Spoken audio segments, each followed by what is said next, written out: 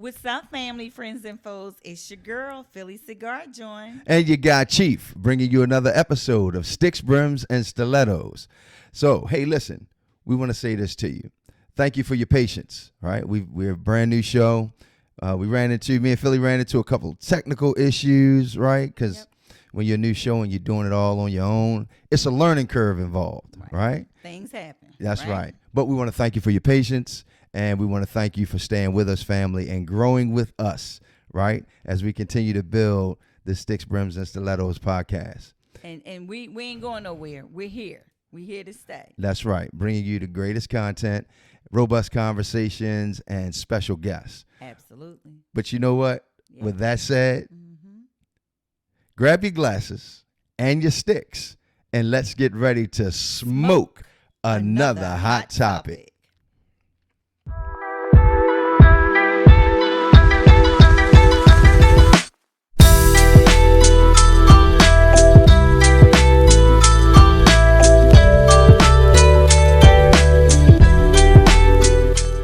And welcome back, family. So, Philly, how you feeling today? I am feeling marvelous today. Are you? What about you, Chief? I'm feeling good. I'm happy to be back on the set. Absolutely. Happy Took to be us a little minute, but we here. Right? Happy to be back with the SBS family. That's right. But let me just say this before we get started. Okay. So I want to thank you because I was supposed to be on this set an hour ago, everybody. Yeah. But when I want to thank you for your patience. One thing I can say, ladies, Chief is a very patient man. And anybody who knows me, my close friends know. You know, it takes me a little time to get ready sometime. It's something I'm working on, though. I am working on it. So, ladies, if you have a patient man, be thankful. Because all men are not patient. It will be times where I will call him, be like, hey, we need to be ready in 45 minutes because we got to get here. He'd be like, all right, I'll be there in 45 minutes. And he would get here in exactly 45 minutes, and he would be waiting another 45 minutes for me. But he does not complain most of the time, ladies. He doesn't complain. So I really wanted to say thank you, and I appreciate your patience. You're very welcome. Men, let me say this to you, brother. Let me say this to the men out there. So she's right. A lot of women have what's called 5-minute rule, 15-minute rule. Philly has a 45-minute rule. So I already know. So I'm gonna just tell you, brothers, listen. If you really want to make sure that time gap, right, doesn't, move you out of your space, so to speak, find yourself something to do to preoccupy your time. Because I'm gonna tell you, when I come to pick her up and I'm waiting for her, I just get on my phone or I check some emails. And I'm gonna tell you something. Sometimes I don't even come into the house, right? Because what happens is, bro, you sitting there, you're waiting, you're looking at your clock, you're waiting. And I like to be punctual, and but I understand that our version of punctual is different, right? And so anyway, I will say though, you look good, Philly. It was worth the wait. Oh, thank you. I tried. It was worth the wait. I'll give you a 360 a little later. Oh, we give me a 360. Okay, looking forward to it. Yeah. So I like that hat. What you wearing on your head today, Chief? This is this fedora right here is Angela and William fedora, two-tone. Nice. And actually, this is another one of the custom made hats. So yeah, I enjoy it. And I see we come through custom made. I love it. And I like the fact that we kind of matching here today. Look at this. Because I'm gonna tell y'all, sometimes when I'm waiting for her to get ready, it's gonna be times where we talk about coordinating, and then there are gonna be times where I'm just like, listen, I'm on my way. I know we have to film today, so you look nice. And what's that you got on the feet? Because we keep it in theme with the show. I know you're gonna have on a nice pair of stilettos. So these old things, these little YSLs. That's all. I can say I love the look of the shoe. Not so much the feel of the shoe. And ladies, come on, you know what I'm talking about.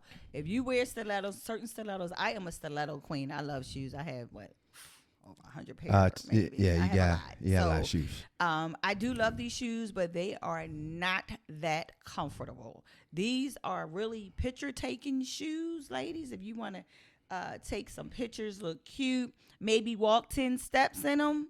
And after that, you're going to want to take these bad boys off your feet. So, yeah, these are some very expensive, nice picture taking shoes. And brothers, let me tell you something. Let me tell you a little inside secret, brothers. If you have a woman that like to wear these nice, sexy looking stilettos, but you know after a period of time they're gonna start complaining about them dogs hurting. Keep a set of flats. Invest in it. Find out what your lady size is, right? Because if she should already know. Yeah, because that's true. You should know what your lady's size is, right? But that little side pocket on the side of the door of your car, or that little emergency kit you keep in the trunk, get a nice set of flats, because she gonna forget some flats sometimes, your lady included. But I can guarantee you, after a period of time of being with those stilettos, them feet gonna start hollering. But when you say, honey, guess what? I got those flats, flip flops, whatever your lady likes to wear outside of the stilettos. That's just a little tidbit. So let me tell you a quick secret, though. A professional stiletto wearer already know to carry the flats in the bag.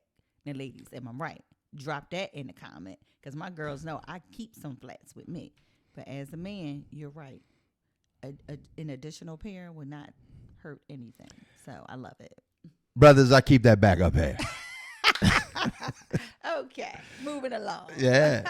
So, Philly. Yes. It's been a lot going on in the world since our last show. Yes, for real. And did you hear about the film crew, the news crew that was filming about robberies in a particular area? Did you hear the story about the film crew? All right. So listen, there was a film crew that was filming robberies. You know what? Why don't we do this? It's crazy story time on Sticks, Brims, and Stilettos anyway, right? All right. So let's get ready for crazy story time. And when we come back, we're going to dig into this. Yeah.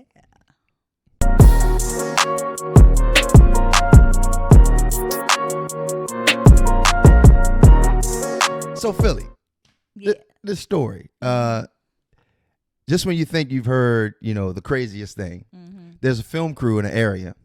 They're doing a story on the robberies. This has been an uptick of robberies in this area. There's a news camera crew, reporter out there. In the middle of reporting on robberies, the camera crew was robbed. Shut up. What? I'm sorry. I don't mean to laugh. But wait. So you're saying in the middle of reporting a robbery on television, the crew gets robbed? In the middle of reporting an uptick, because there have been an uptick in this particular area. There's an uptick of robberies, right? Escalation of robberies. And they go there to film the story. Wow. Now, I'm not sure some things you don't actually have to go to ground zero to get the message across. But here's the key. As a part of the robbery, the suspects didn't just rob them for their personal effects. Right. They took all of the camera equipment and all the audio-visual equipment. They robbed them of all the equipment that they were using to film the story. So now they're part of the statistics they were reporting. They're now part of the robbery statistics that that's crazy. They were reported on. Now, thankfully, the crew is good. No one was injured. Yeah. And hopefully the authorities will locate the suspects. Right. But I just tell you, it's crazy world, Chief. That's all I can say. But I'm really glad that the film crew is okay. Yeah. Because you can replace possessions, right? That's right. So let's talk about what we had a brief conversation about the other day. So before I met Chief, and I'm going way back. I'm going back about 13 years. I had a blog, and it was a blog that I wrote articles on when it came to relationships, sex, dating. It was in that realm. And I had briefly mentioned to him the other day was an article that I produced, and it was called The 3 Stages of a Man. And this article speaks to the 3 stages of dating when it comes to men. So I wanted to share this article with you all as we, dialogue about what the article was really about. And what it was really about, what I did, and let me just put this disclaimer out. This is all my opinion. It's all what Philly Cigar Jawn believes when it comes to dating with men. And I kind of mirrored the concept after the Sigmund Freud's psychosexual stages. So, it's 5 stages in development. You have the oral, anal, phallic, latencies, then you have the genitalia. And if you know about this theory, Freud mentions that everyone don't reach the 5 stages. Okay. And even with the 3 stages of a man, I think it's one stage that a lot of men just get caught up in and they never make it to the 3rd stage. So let's talk about the first stage. The first stage is obviously the player stage, right? So we're talking about the 3 stages of relationships as it pertains to men. Absolutely. Okay. All right. So I think, and initially when men get out there, they start dating, they want to test the different flavors out there. One day it may be chocolate, the next day it may be caramel or vanilla. You may want to swirl them together. You know what I'm saying? Hey. So, men just like that freedom of dating and not that obligation of having a relationship. And, a lot of men enjoy this stage.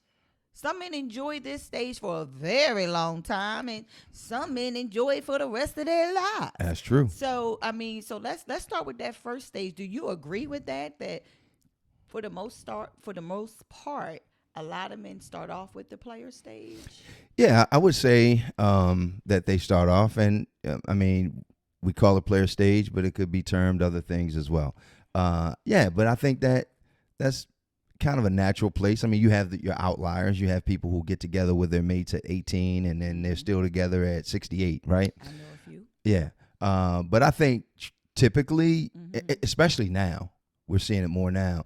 Yeah, young men want to find themselves. They want to determine what it is they like, what it is they're attracted to, what types of personalities. And I think that happens through dating, a number of women over a period of time. And again, when you're younger, you're focused on other things, not just getting into this relationship.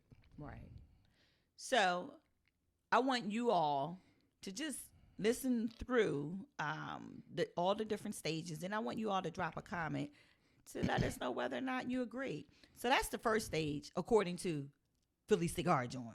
So the second stage is what I call the metamorphosis stage. And I think this is the stage where a lot of men just get, hung up in. This is the stage that's really gray, because this is the stage where a man is really, they starting to contemplate, right? Like, I like the player stage. I like dating. One day I can have Lisa over, the next day I can have Tracy. They love that part. But then sometime at night when they're alone, or they see their boys who in committed relationships or that's married, and they go home to that empty bed and they're thinking like, wow, that would be nice. I really would like to see what a real committed relationship is about, what marriage is. They got one foot in the door, if you will. That's the metamorphosis stage, where they contemplating. They got the hand on the door. They got the key in the door, but they're not really ready to twist it yet. Right. So a lot of men stay in this stage. They go from the player to the metamorphosis, because the metamorphosis is where they really contemplating, like, I really want to spend the rest of my life like this, dating this one, dating that one. And then you really start thinking about the cost of that too. Oh yeah. That's another area. Like, wow, I'm spending all this money on dating. I think I really do want a family of my own. So what do you think about transitioning, like, from that stage, from the player stage to the metamorphosis stage? Well, first of all, I think when you get to that point where you are home and you're alone and you're thinking about, the fact that you're by yourself at that time, I don't know. In the beginning, it might just mean that you need to tighten up your rotation a little bit. You know what I mean?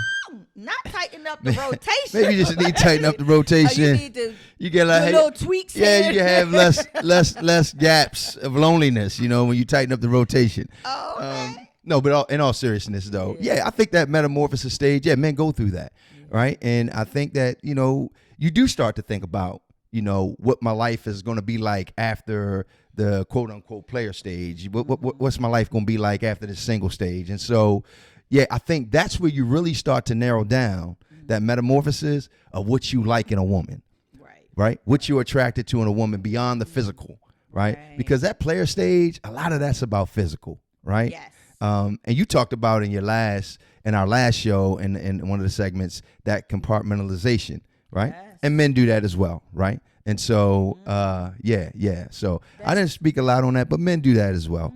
But when you're trying to transition away from that, other things start to matter more to you, right? Then it becomes, okay, I've narrowed things down. What choice decision do I make?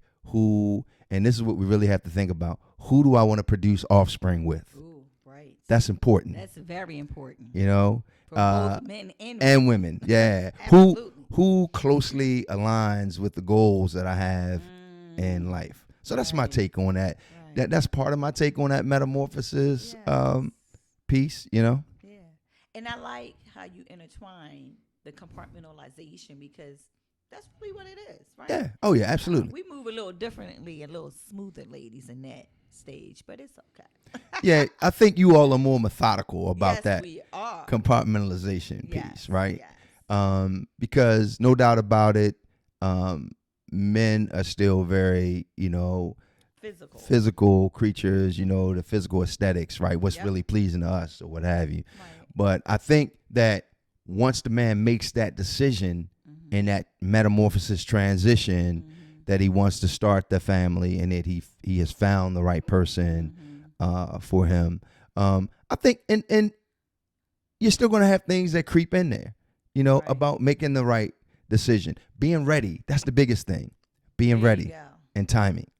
So, for me, and I would intertwine a personal story here. For me, I was dating someone and on and off, and then we decided to see if we could be in a committed relationship. And, it was just at a point where you can tell, like, you wanted to be there, he wanted to be there, I wanted to be there, but he wasn't ready. And one thing I say, and ladies, I know you feel me on this one, do not interrupt my happiness for your selfishness.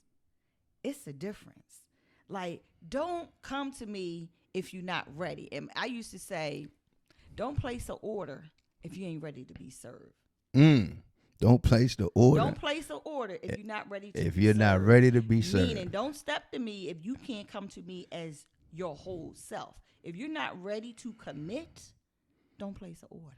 Well, perhaps that's why. So perhaps that's why the divorce rate is what it is in this country. In addition to other things, finances and other issues. But to your point, I mean, I agree with you on that. But that goes both ways. That goes both ways. I mean, I've had friends, I've known men get into the marriage or what have you, and unfortunately, the woman says, you know what, I realized I wasn't ready, or I realized I had some more work to do on myself. Right. And I think men can matriculate through that whole metamorphosis part of it before we get to the next stage. But here's the key. I think a man can find himself back in any one of those stages at any given time. But so before you go there, let me just wrap it up with the third stage. So the third stage is the settling down stage. That's where a man really knows, you know what? I want that one lady. I want that special woman in my life that I can come home to every day, that I can grow with every day, that I can create children with, a whole family, watch our family grow together, go through the trials and tribulations of life together. I know this person got my back. Like, he's all in. He's committed. He want to take trips together. You want to make a family together. He want to hold her hand when she's on her deathbed. That's hold tight. Time out. What? I want to hold her hand walking down the beach. Well, let's not you know what I mean. Let's not get to the deathbed. With this woman for the rest of his life. Okay. Chief. All right. Okay. All right. But I want to. Yeah, so that's the settling down, and that's the that transition right from metamorphosis to the settling down. That's where a lot of men they just can't get over that threshold. What is your take on that? So that third stage is where you got to put in the most work. Yes. That third stage, you got to put work in that third stage. Yeah, it's called commitment. Right. And there's a whole host of other things that come along with it, right? You have to be accountable as a man, not only to yourself. You now need to be accountable to your woman and to your family, or your growing family, right? You have to have an element of reliability, responsibility, a different type of everything that you've been as a man. You have to be that differently. You have to have a different level of responsibility. You have to hold yourself to a different level of accountability. Yes. Right? And so that's where the real work begins. Men, you could drop it in the comments and tell me what you think, right? Because this is not just the encyclopedia according to Chief, right? We want to hear your comments as well. But that's where the real work comes into play. It's not a whole lot of work. It's a whole lot of finances when you're doing the player stage. Yeah. When you're in that player stage, that can hit your pockets. Right. When you're in that metamorphosis stage, when you're really trying to, as you say, have one foot in that dating scene, but you're trying to transition away from that dating scene, and you got a lot going on in your mind, you're in one place, right? Doesn't take a whole lot of responsibility to be in that place. Right. Right. It takes personal every one of those levels take personal responsibility. Absolutely. Right? But now when you get into that settling down, others. when you get into that settling down, and others' happiness, that's right. Emotion. That's right. Well, you're adding to, and that's you're another adding thing to we it. want to talk about, right? Yeah. Because I don't believe that you should look outward when it comes to happiness. This is for both men and women. Right. Happiness should already be set in place. A man or a woman is in addition to, not the full happiness that you're looking for. Because if you're not happy and you come and you meet someone, then that's you from the gate. You're gonna have issues because you're not really in that place yet. I agree. To share that happiness. Absolutely. So those are according to Philly Cigar Jawn. I'm not a psychologist or a therapist, but just on sometimes you're my personal therapist. views. Oh yeah, I can be your therapist. Sometimes you're my psychologist. I am. But and sometimes you drive me crazy. Yeah, well, that's when you need to go see a psychiatrist. Because I'm driving you crazy. But okay, anyway, we want to hear your thoughts about that. Do you agree with the 3 stages? The player stage, the metamorphosis, and then the settling down stage for a man. So, I really I think that men, and I'm sure, and men, I want the brothers listening to weigh in, because you might feel that there are more than 3 stages, or that you've lived more than 3 stages, and what those stages look like. So, in addition to that whole settling down piece, there is a increase in couples making a very critical decision about the success of their marriages. There's a rise of married couples who are considering, or who have already made the decision to remain married but live separately. Wow, you're right. We did broach that conversation. But you know what? I want you to pause it there, because I think that would make a really good smoke it or choke it segment.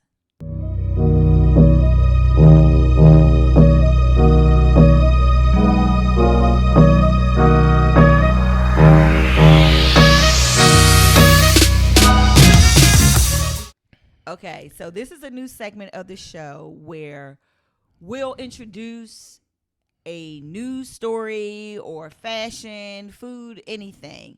And we want to get you all's input. So we would like for you to drop in the comment whether you want to smoke it, which means you agree, or if it's fashion, you can say, oh, that's hot.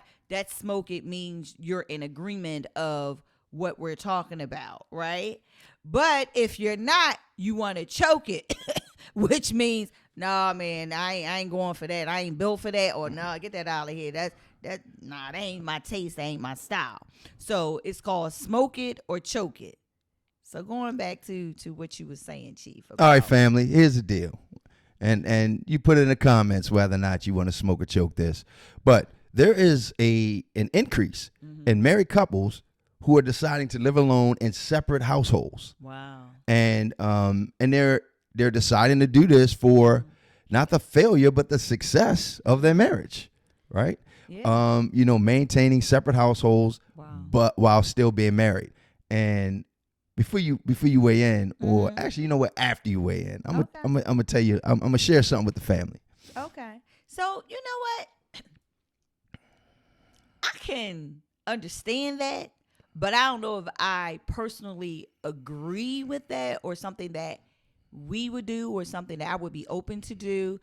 But when you really think about it, that is a great way to preserve your marriage, right? Because you don't have the daily grinds, especially as a woman or a man. It could be either or. You don't have to come in. If you're tired, you coming in from work, you don't feel like cooking, you don't have to cook. You can just have and for me, the one reason why I probably would just contemplate it, but probably really wouldn't do it, because I love my personal space. And you know that. I love to have my quiet, peaceful time and, just be by myself sometime. Maybe you don't want, to have the daily grinds of a marriage, but you want to be in a marriage. Like I said, we'll work for Well, have your cake and eat it too, huh? Well, yeah. In a way, we're not talking about bringing in third parties. Let's be clear. We're talking about a committed marriage, not I'm going out partying in the club and all that. But where you just have that peaceful time, you have that me time. Like I said, will work for some, may not work for others. And my saying, hey, you like it, I love it, for you, not for me. Yeah. So that's the way I view that. Okay. All right. Well, I get your point. The only way that you would consider would be, but we get married, all of that is with me every night in the same household under the same roof. Oh, Lord, that's why we need a big ass house. That's right. We can do that. We can do that. We need a big house. I need my space. It's like you need your space. I need my she shed. You need your man cave. Absolutely. And I also just need a peaceful place in the house. I really, how I feel about spiritual stuff. Oh, yeah. The chakras and all of that. I just need We got a place for you and your meditate. crystals and your incense and all that other stuff that you have set up. Hey, listen, we're going to make sure that happens. Okay. But that's not happening down the street and around the corner at another house. That's happening in our house. But I will tell you, I want to share this quick story. So when I was married, well, before I got married, before me and my ex-wife got married, we were dating. I jokingly said, because, we owned separate homes. I jokingly said, and it was really a joke, like, yeah, babe, what if we got married, but we just stayed in our homes and we got together, and I was joking. Right. Subsequently, of course, we got married. About 2 years into marriage, she said, hey, you remember that time you were talking about being married, living in separate households? Well, I hope I don't have to have that same conversation, okay?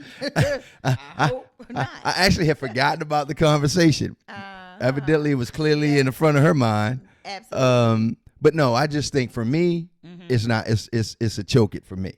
I'm not gonna smoke that. It's a choke it for me. I just think from my values and my principles, I just start to think about in my own consciousness a house divided. Right. I don't view a union as something that's separated. Absolutely. I believe that you can, separate things that you like to do, activities and all that.